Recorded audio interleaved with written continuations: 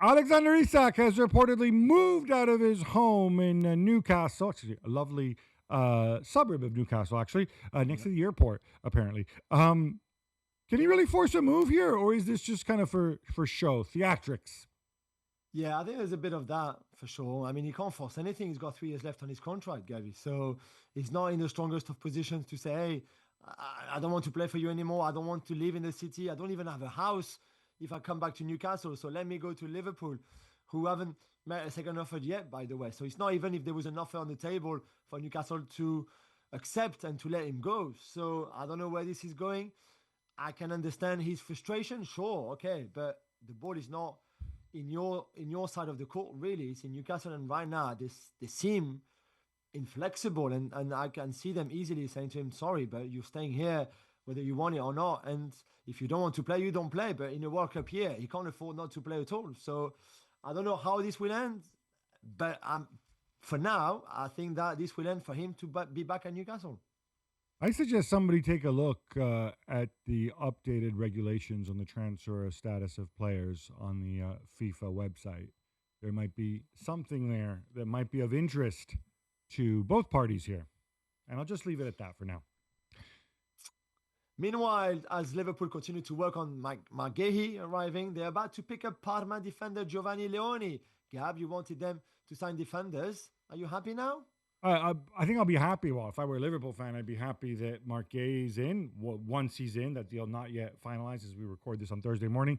It's a numbers game. They need another guy who isn't Joe Gomez, who with his injury issues, to back up those two because Konate and Van Dijk. And I think Marquet is very reliable. I think it's a good price if those numbers out there turn out to be right. With regards to Leoni, it's interesting. The guy, I think, has started 14 games in Serie A for a Parma side that struggled. I think defending in an Arne Slot team is going to be very different than what he would experience defending in Christian Kivu's Parma. So I think you have to treat it as a slow burn, as a guy who's not going to, he's not going to pull a Heisen and, step in and play every game in the Premier League. I think it's going to be somebody that you develop a year or two down the line. He's got the physicality. He's a bit reminiscent of Bastoni. Probably not as good on the ball, but probably more two-footed. Maybe not quite as athletic as Bastoni either, but certainly a bright, bright future. And he's made this decision. And shout out to Inter and Milan, by the way. Both of them pursued him all summer long. The club was saying, careful, there's interest from Liverpool too. They're like, ha, ha, ha, what interest from Liverpool? No, we'll just wait and try to negotiate the price down. And in the end, they were proven wrong. Brighton's Carlos Baleba continues to be linked to Manchester United. Jules, we're both really big fans. What's a reasonable price? I'm assuming it's less than Moises Caicedo money. Well, you said that, Gab. We wrote on the website last week, I think it was, that Brighton are demanding or asking for around 120 million euros for him, which is around 105 million pounds, which is the kind of Caicedo money, to be fair. And Lille would get 20% or 18%, I think it is. They share in that. The rest will go to Brighton. It's a lot of money. I think it's an amount that Manchester United right now cannot pay after spending, as we've said earlier, over 200 million for the 3 attacking players. So I don't know. I think Baleba is a wonderful player, wonderful talent, still very young, still very raw. We saw that last season under Hutzler at Brighton. Is he the answer to the problems in midfield for Manchester United? Maybe, maybe not, but it's still definitely a lot of money. You just know. I mean, honestly, I'm just thinking of the profile of the two owners, right? One is Mr. Petrochemical dude with his friend Dave Brailsford. The other one is an ice-cold professional gambler who entered the poker million. He's a poker player. Yeah, he loves to go and gamble. Tony Bloom.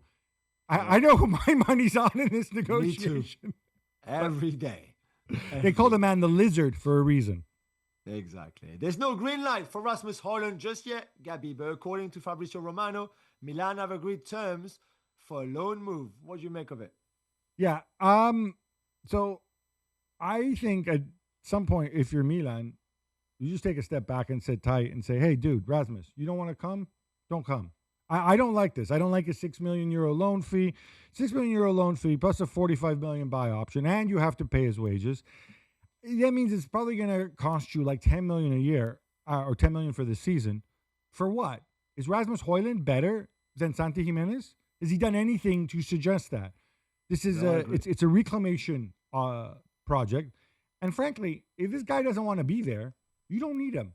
You have other players. There's other strikers you can get, and I really kind of wish. I don't know if he's like an Allegri obsession or Iglitaro or whatever, but I would give this guy a deadline and move on. And you know what? And if he comes crawling back on the last day of the transfer window because he realizes his butt cheeks are stuck on the bench behind Sesko and whatnot, then at that point you negotiate him down.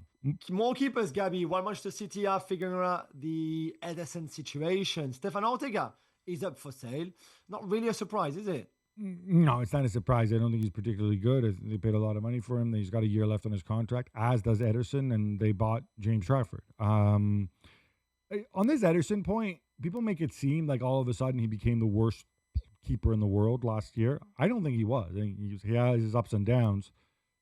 Yeah. I would call his bluff. I would just say, hey, let's go with Trafford and Ederson, alternate, whatever. And if Trafford gets the job done, learns on the job, go with Trafford and find a backup keeper, and Ederson can go somewhere else. If Ederson wows you, there's still time to sign a new deal. It's not just Mark Gay. David Ornstein reports that Eberechi Eze is drawing interest from both Tottenham and Arsenal. Yeah, Gabby, that's right. And I think the interesting thing in there is that Spurs will probably be ready right now to put on the table the 55 or 60 million pound that Crystal Palace would like for Eze. Whereas for Arsenal, I think they will have to sell first to get that money available to sign him. I think, or I've heard that his preference was to go to Arsenal more than Spurs, but he might be in a situation where the offer is there from Spurs because the money is available, which is not the case for Arsenal, and he will have to wait for that to happen at Arsenal. So I think it won't be sorted out in the next few days. It might take a bit of time, but I think it would be a wonderful signing for either team, really. They could do with somebody like him. I love the player. I don't love the fee. I don't love his age. I fear Wilfried Zaha part 2 here. And what I might add, too, especially for Arsenal, why you want to bring in another guy that's going to block Ethan Moneri's pathway? For me, it doesn't make any sense. And I almost wonder if maybe some Arsenal aren't being pulled into this by Palace to kind of maybe get a better fee from Spurs or something, because you knew Eze was available all summer. And you have other players, maybe better players, who play in that position. Yeah, again, phenomenal player, but I don't know that he's right for Arsenal. Again, like you said, unless somebody moves. Jacob Ramsey is on his way to Newcastle from Aston Villa in a deal worth 38 million. Jules, maybe there will be some Monchi magic later on, but for now it looks like asset stripping to me as good players leave Villa and are replaced by less good players. Yeah, maybe. Although I think Evan Gesson that they signed from Nice is a really talented player too. It's different, isn't it? Ramsey is a product from the academy. This is straight profit into your bank account. You probably don't want to let him go, but you have quite a few options already in those kind of positions, plus maybe more to come. There's also the future of Ollie Watkins that is a bit up in the air, despite his very good form in preseason. So it's probably a difficult one, but that money on the table from a product of your academy is hard to turn down, really. So they need also to bring some money in. We've said that last summer. We've said that again after January.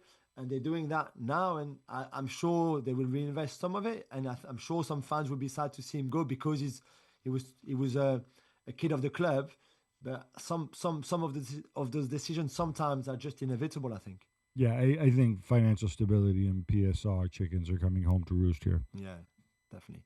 Renato Vega is getting linked to Borussia Dortmund, Gabby, but the sticking point seems to be that Chelsea want a permanent transfer, not a loan. Are they going to get their wish? If you're Borussia Dortmund, you have all the leverage here, assuming you really want the guy. And like Renato Vega, I know he's become like a figure of fun to some people, well, me, because of that comment where he wanted to play center back, and Enzo Maresca said, "Well, I'd like to have long hair, but it's just not possible." Then of course he goes to Juve, plays center back. He did okay. He did okay, yeah. But Jules, he is what he is. He's a work in progress. You look at him and you say he's comfortable on the ball. He's got decent size. He's a good athlete. I can turn him into something, whether it's a midfielder or a left back or a center back. The question is, do Borussia Dortmund need another project? And I think Chelsea understand this.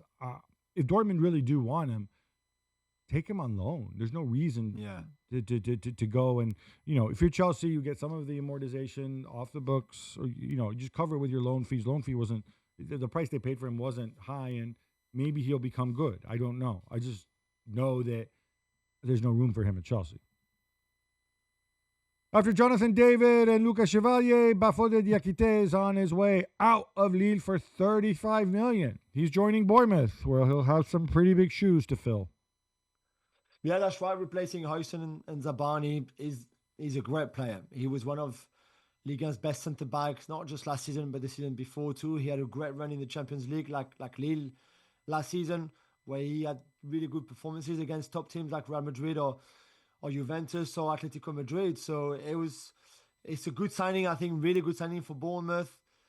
The money is okay. I think it's a big sell for a French club, but it's not too much spend either for an English club.